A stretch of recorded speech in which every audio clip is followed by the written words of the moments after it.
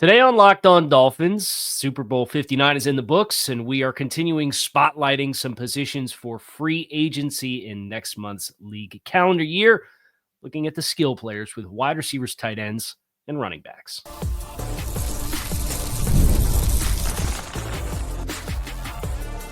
You are Locked On Dolphins, your daily Miami Dolphins podcast, part of the Locked On Podcast Network, your team every day.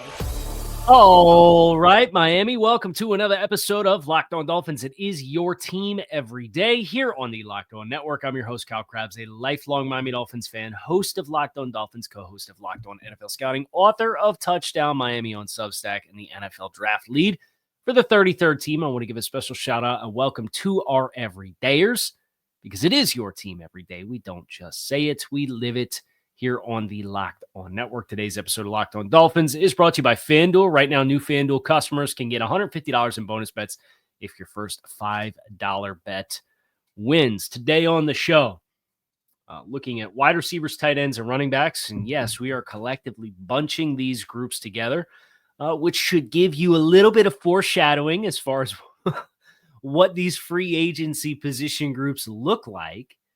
How big and robust these conversations could be. I could do one for every single one. I'm a sick puppy like that, but we're not going to do that. And I'm not going to make you guys sit through wide receiver 3, wide receiver 4, and wide receiver 5 free agency speculation for the Dolphins. We did hear from Tyreek Hill over the weekend, speaking of wide receivers, and all of the current reporting between both Tyreek Hill and in regards to the Dolphins and their mentality with Tyreek Hill, is it sounds like they are intending to smooth this thing over. And let's hope that whatever they end up sowing from this reaping does not spontaneously combust in their face within the first month of September, which is what my gut reaction says is probably going to happen. But that's okay. We'll wait and see. A lot of ball game left, a lot of offseason left. And it does kind of change the perspective of how you go about the conversation about wide receivers and if you need to spend for a wide receiver, if you need to draft a wide receiver. And maybe this is all just posturing from the Dolphins to give the messaging that, look, we're just not going to give Tyreek Hill away on the discount pile with the Cooper Kupps and the Deebo Samuels of the world.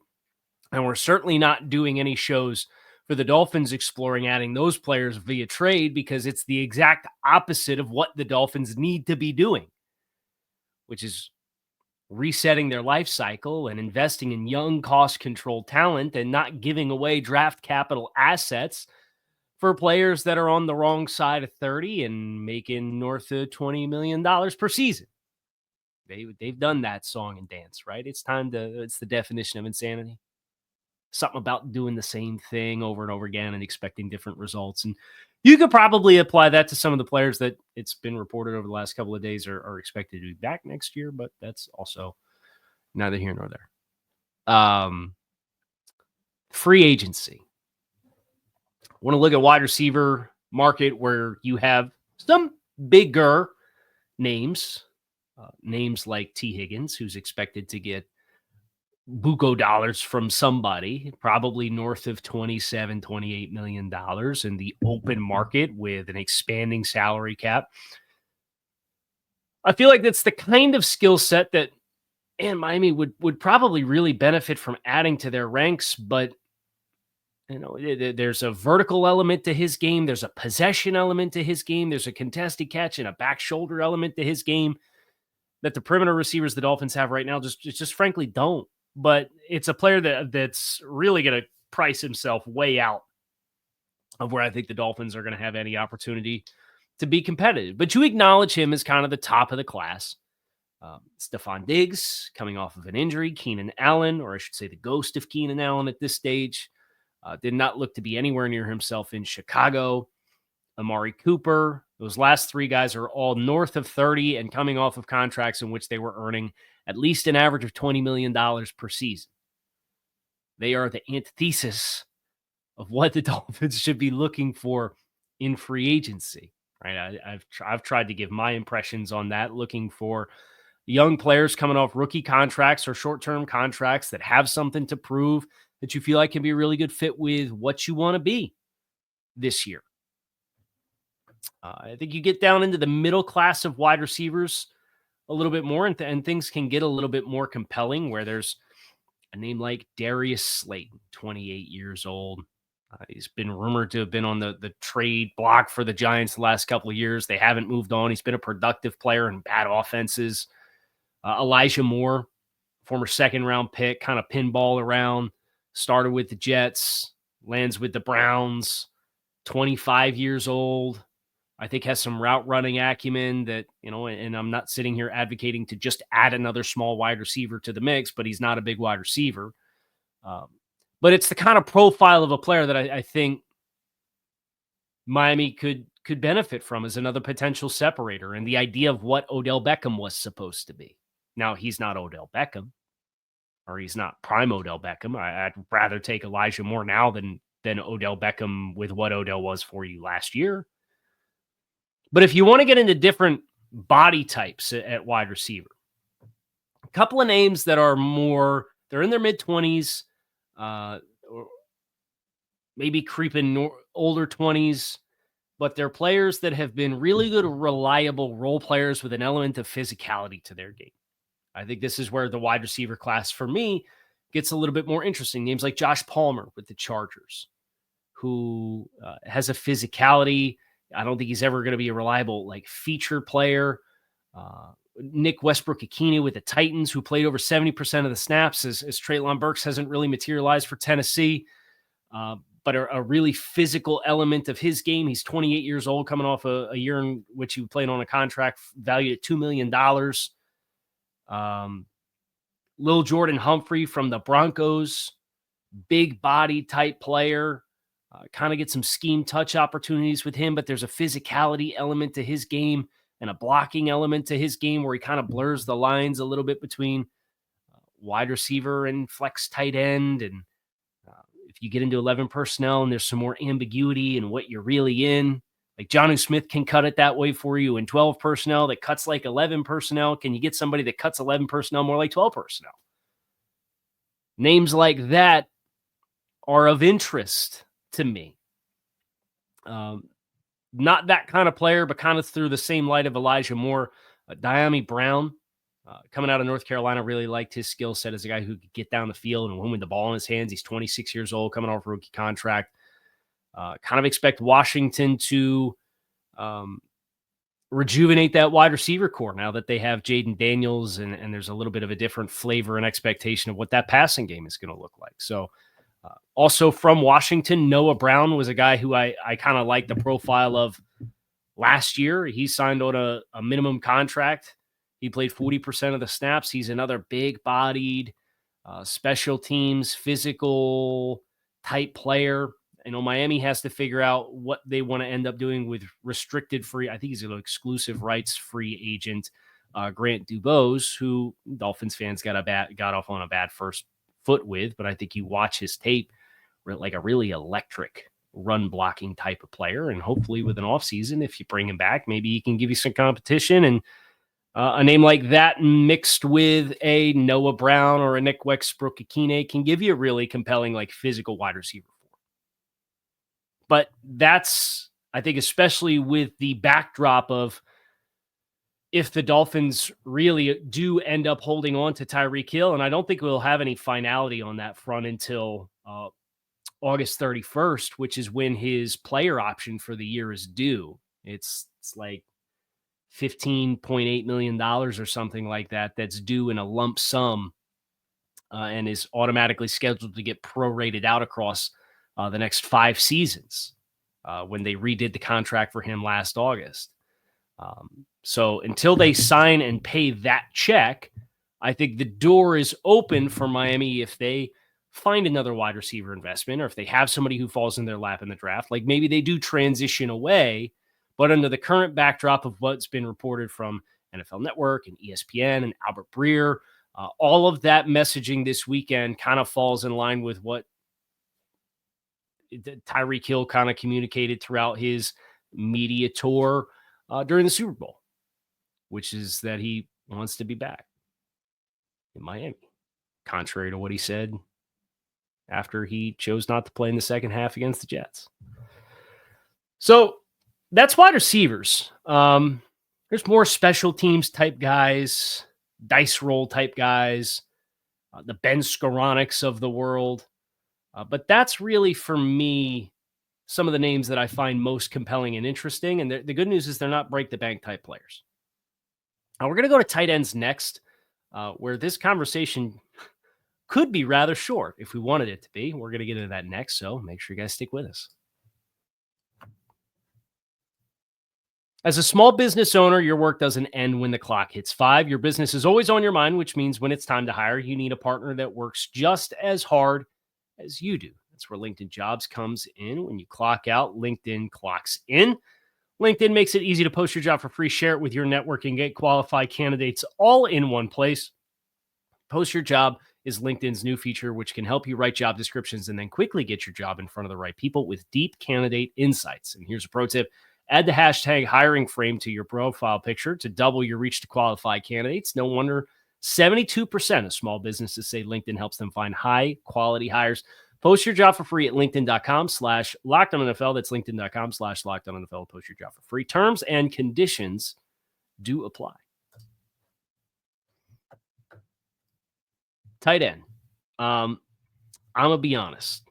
This tight end class in free agency stinks.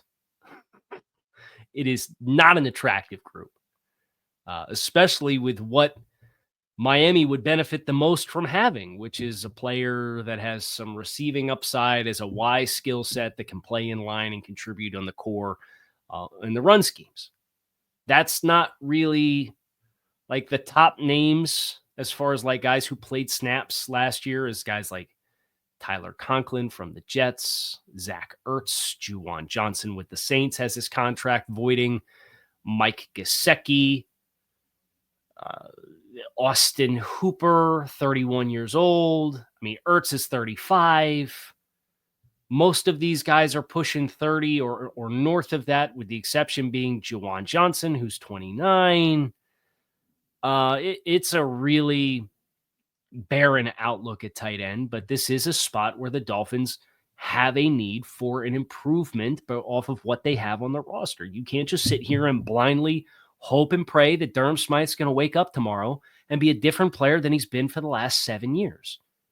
You can't sit here and hope that the light bulb is going to click into place and Julian Hill's going to get rid of all the negative reps. I think Julian Hill's got some really nice reps on tape, but the tape is too up and down for it to be like the X factor position group within your offense and how it works on a week-by-week basis. And the grades that I did grading the tape reflect that. So that's the challenge. The good news is this draft class is freaking awesome tight end, including guys that can play in line and play wide. But to paint yourself into a corner and say, well, we really need to just draft a tight end who can play Y for us, puts you in a high-stress position as far as playing the game that is the draft. I prefer not to do it because drafting for need is how you end up as the Tennessee Titans with John Robinson drafting the Isaiah Wilsons of the world in the top 30 picks, and that player is just an abject disaster for you. So as I look at who's available, all right, some names that I think are of interest that are moderately young players. I like Tommy Tremble coming out of Notre Dame. He's young. He's 25. He's played in Carolina for his rookie contract. Do I think there's a world in which Tommy Tremble escapes the Carolina Panthers and becomes a little bit more of a reliable NFL product? Yes, I do. But it's not the kind of roll of the dice that gives me a whole lot of confidence based on proof of concept of what he's been in the NFL so far. So as I work my way down the list, Buffalo has a tight end, Quentin Morris, who has done some nice things in an ancillary role for them, but he's a restricted free agent. He's probably not going to be in a position to test the market. I actually think most of the young, compelling names, the Peyton Hendershots of the world, the Braden Willises in San Francisco of the world, these are all either exclusive rights or restricted free agents. So that their teams have to make a decision to pass on renewing at a very, very cheap rate for them to even be in a position to test the market. Hunter Long's out there. You could bring back Hunter Long after the experience that he had after the Dolphins drafted him in the 3rd round, and then he's part of the trade package for Jalen Ramsey. I don't think that gives you a lot of answers either. Hunter Long played 25% of the snap. I remember he was like PFF's number 1 ranked tight end at one point as like a blocker, and he had played like 20 snaps, and everybody else was at like 300 snaps. And Dolphins fans on social media just lost their minds. It's like, oh, look, Hunter Long's their number 1 blocking tight end. John Bates from the Commanders. And Washington signed a lot of guys on short-term deals. Now, they'll have flexibility to bring a bunch of guys back. But do they prioritize Zach Ertz at the tight end position? They're going to have to prioritize at the edge group. That I believe Dante Fowler is an expiring contract for them. Yeah, and he was a productive player for them. He played over 50% of the snaps. So Cleveland Farrell they brought in. And that's just at the edge position. But Washington, really, their whole turnaround was a lot of 1-year trial contracts. Are they going to prioritize a 28-year-old tight end too, who's an inline player, who I like coming out of Boise State? He's got some good physicality to his game. But he was an older player when he came out. Now he's going to be 28 years old this season, played about 45% of the snaps. He's somebody who pops to me as maybe a good fit. I don't think he's going to solve the solution of being the X factor type player, but I think he's certainly what I would consider to be a much more reliable player than Durham Smythe in a similar type of role. And maybe he can commandeer some of that snap share that Julian Hill collected throughout the course of the season. And then you see what comes down the pipe for you in the draft. Johnny Munt, 31 years old, but a contract that was at about $2 million last year. Played about 40% of the snaps for the Vikings, is another player who kind of pops through this light for me as there is some level of appeal as a depth player in the tight end room. And you know, if he ends up clicking into place for you, then you can get excited about, you know, what would be theoretically a cheap signing. That's probably it for me, if I'm being honest. There's a lot of guys that are seemingly annually on the free agent list. A familiar name for Dolphins fans that's on this list is Eric Saubert, who the Dolphins had in-house, and he couldn't crack the starting lineup. He ended up playing like 35% of the snaps for the 49ers last year. But like those kind of retreads and recycling options are out there. But John Bates and Johnny Munt are probably the two players. And then the upside swing for me would be Tommy Tremble, his 25-year-old tight end, who had good blocking tape out of Notre Dame, and it just has not clicked into place for him in Carolina. Maybe the change of scenery does him well. I think those are the kinds of players, again, that behoove the Dolphins to try to hedge your bets a little bit, but find a few players like that to try to bet on and see if your player development, and I know the Dolphins get hammered for player development because they had players that they needed to break out and they haven't broken out, and a lot of times they're high-profile players. But they've had some good player development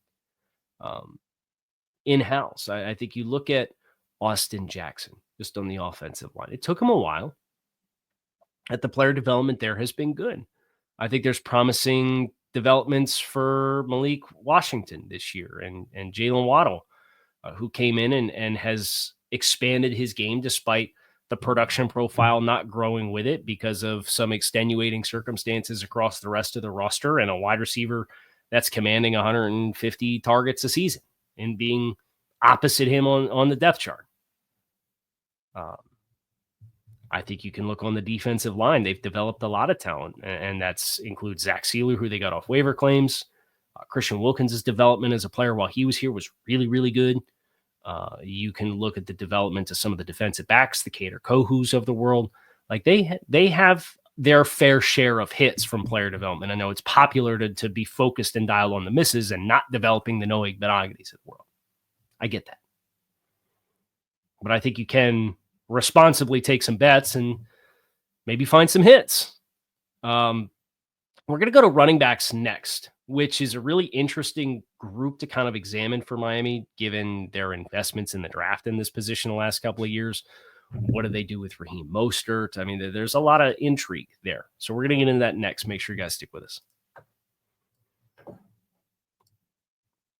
When the game tips off, the NBA action is just getting started, and there's no better place to get in on it than FanDuel, America's #1 sportsbook. With FanDuel, you can place live bets throughout the game, so even if you miss the opening tip-off or want to bet on a fourth quarter comeback, you can stay in the action. And if you're looking for a bigger payout, you can even combine your bets live into a same-game parlay. Their live betting feature allows you to make every moment exciting, whether that's a late-game rally or picking a player to hit a clutch three. You never miss your chance over on FanDuel. Right now, new customers can get $150 in bonus bets if your first $5 bet wins. Just visit FanDuel.com to join today. That's FanDuel.com for your shot at $150 in bonus bets. Make every moment more with FanDuel, an official sports betting partner of the NBA. Running backs. You see a lot of younger names on this list because the older names get cycled through pretty rapidly. And, the top name on the market I would consider to be Aaron Jones, who went from Green Bay to Minnesota this past year, played about 63% of the snaps on a contract that averaged $7 million. Najee Harris coming off of a rookie contract. He was in a snap share with Jaylen Warren. That was about 50 to 40% snap share split. Both of those guys are expiring contracts, but Jaylen Warren is a restricted free agent. Warren would be a really exciting player for me to potentially target as a 27-year-old player who has a lot of pass game appeal, but again, as a restricted free agent, and Pittsburgh also having Najee Harris potentially hitting the market, it's pretty unlikely. I think you'll see that manifest. There was a player that the Dolphins were tied to back in 2021 in the draft, going back to when Javon Holland was the pick, and that was Javonte Williams from the Broncos. Williams has kind of had a bit of a hard time coming back from some injuries, but he's 25 years old. He's got a really angry, physical running style. I think he'd be a great candidate to try to bring in as a complementary player to run between the tackles, particularly if you're going to make some new investments in your offensive line group, to bring that kind of physicality to your unit. And the Dolphins are going to have the chance to do that because they have a blank slate at guard. And do you sign somebody who is an Aaron Banks, who is a 320-plus pound player who the 49ers drafted with the intent of achieving the same type of thing when they did the Trey Lance song and dance and tried to really bring quarterback run game and quarterback downhill between the tackle type run game into their ranks? The Will Hernandezes of the world in free agency. The player I really like in free agency on the offensive line for Miami, assuming he hits the market, is Patrick McCarry from the Ravens. He's got experience playing tackle and guard. He played tackle meaningful, like significant volume for a couple of seasons.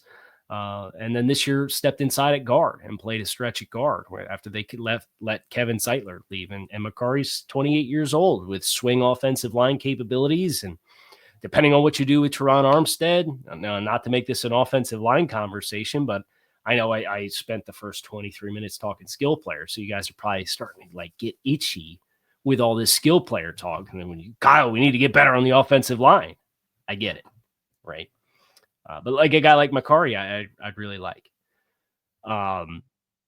Played in Baltimore. There's a physicality element to their offense that, Javonte Williams might make some sense for. Some of the names that it's tough. Running backs get a lot of pub as fantasy relevant players. But I'm not super enamored with a lot of the names that you might see and recognize, like the Just as an example, the Alexander Madisons of the world. Madison used to be this kind of fantasy darling for really limited opportunities and productive touches. I don't think he's a particularly good player, which matters. I don't think he's a good fit. But some names that do pop to me a little bit.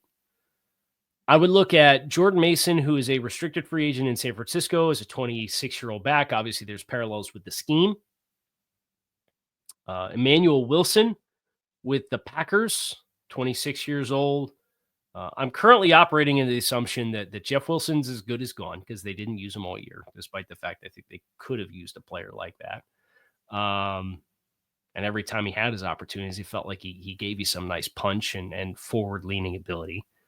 And probably the same to be said for Raheem Mostert, who was really banged up this year. There's some significant cap savings that the team could procure if they end up moving on from Raheem Mostert. So I know there's a leadership element there with him, but kind of my gut instinct says you're going to have to trim a little bit of fat off the roster, and what they could recoup for moving on from Raheem is not a lot of dead cap.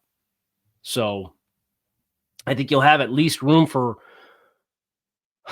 at least two guys on the 53 next year. If one of them's free agent, one of them is a late round draft pick, I think you can put yourself in a serviceable position to have good depth.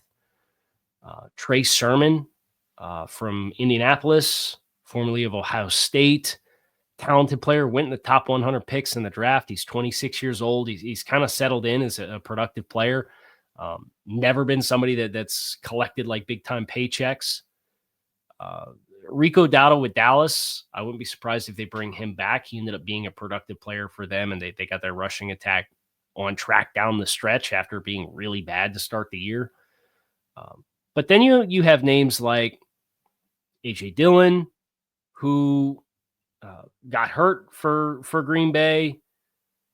He was back on a contract after being set to test the market. I think there's a very role-specific type of opportunity that an A.J. Dillon could play. Elijah Mitchell in San Francisco, another player that got hurt, 27 years old there as well. Like, those are kinds of players that pop to me a little bit. I actually really like Travis Homer, who South Florida football fans should recognize that name as a former Miami Hurricane.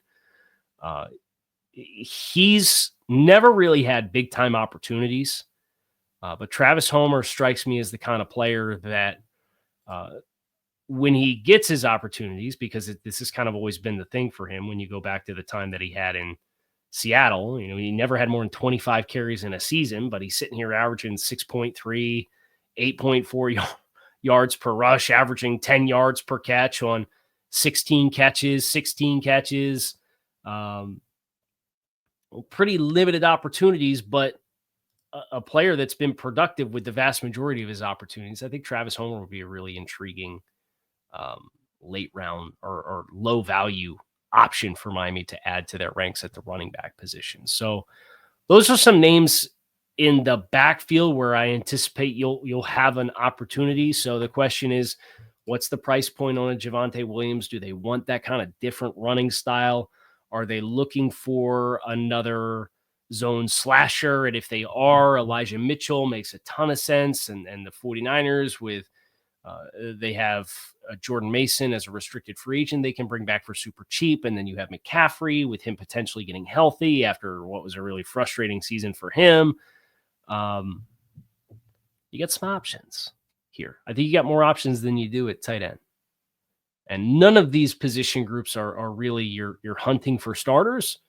But nevertheless, I think the depth of these rooms, you could set yourself up in a position where you don't feel painted into a corner to have to draft one of these players early with your draft capital, which then allows you to authentically take best available talent and upgrade the roster in a sustainable long-term way in that regard. So that's the skill players in free agency and how good the market is. Answer is it's not great. But for what the Dolphins' needs are, I think you have plenty to have the conversation about.